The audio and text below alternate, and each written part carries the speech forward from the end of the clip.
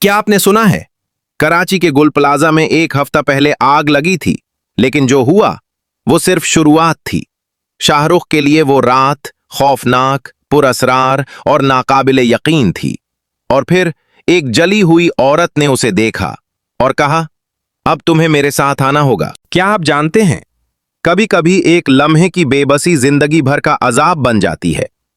कराची का गुल प्लाजा, जहां कुछ दिन पहले आग लगी थी, वहां से सिर्फ लाशें नहीं निकली, वहां से कुछ रूहें भी आजाद हो गईं। ये कहानी है शाहरुख की। शाहरुख गुल प्लाजा में एक कराकरी की दुकान पर काम करता था। गरीब था मगर मेहनती। दिन भर ग्राहकों की आवाजें, बर्तनों की खुनक और रात को खाली राहदारियों का सन्नाटा। उस दिन भी वो दुकान बंद कर रहा था कि अचानक शोर मच गया। आग लग गई, गुल प्लाजा में आग लग गई। लोग चीखते हुए भाग रहे थे। धुआं, शोले और घबराहट हर तरफ फैल चुकी थी। शाहरुख भी जान बचाने के लिए भागा, लेकिन तभी उसके कानों में एक आवाज पड़ी, बेटा मुझे बचा लो। आवाज कमजोर थी, जलती हुई, मदद मांगती हुई। शाहरुख रुक गया। उसने पीछे मुड़कर देखा तो एक औरत शटर के नीचे दबी हुई थी। उसकी एक टांग लोहे के शटर में बुरी तरह फंसी थी। आग की लपटें आहिस्ता आहिस्ता उसकी तरफ बढ़ रही थीं। औरत रो रही थी।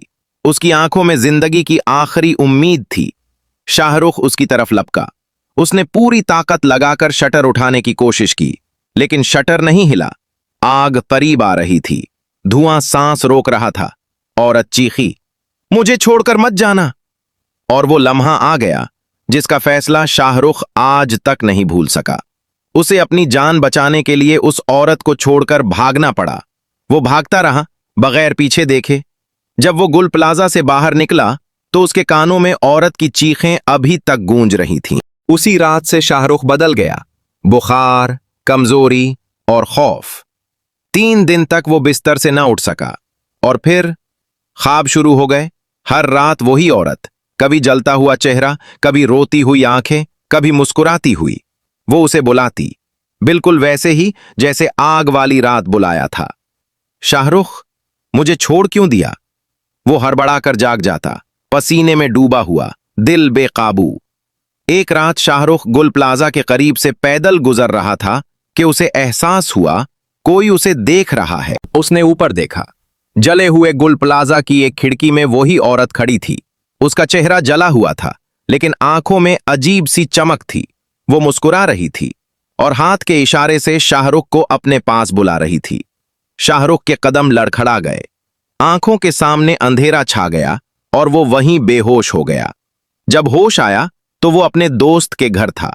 दोस्त ने कहा, यह सब सदमे की वजह से है, वहम है, सब ठीक हो जाएगा। लेकिन ठीक कुछ भी नहीं हुआ। अब शाहरुख को यूं लगता जैसे कोई हर वक्त उसे देख रहा है। अकेले में कान के पास सरगोशियां, पीछे से कदमों की आवाजें। आखिरकार वो एक बाबा जी के पास गया। बाबा जी ने सारी बात सुनकर कहा, बेटा वो औरत अभी इस दुनिया से आजाद नहीं हुई। उसका जिस्म अभी मलबे में कहीं फंसा है। जब तक उसे दफन नहीं किया जाएगा उसकी रूह बेचैन रहेगी। बाबा जी ने तावीज दिया और नसीहत की कि रात के वक्त गुल प्लाजा के करीब मत जाना।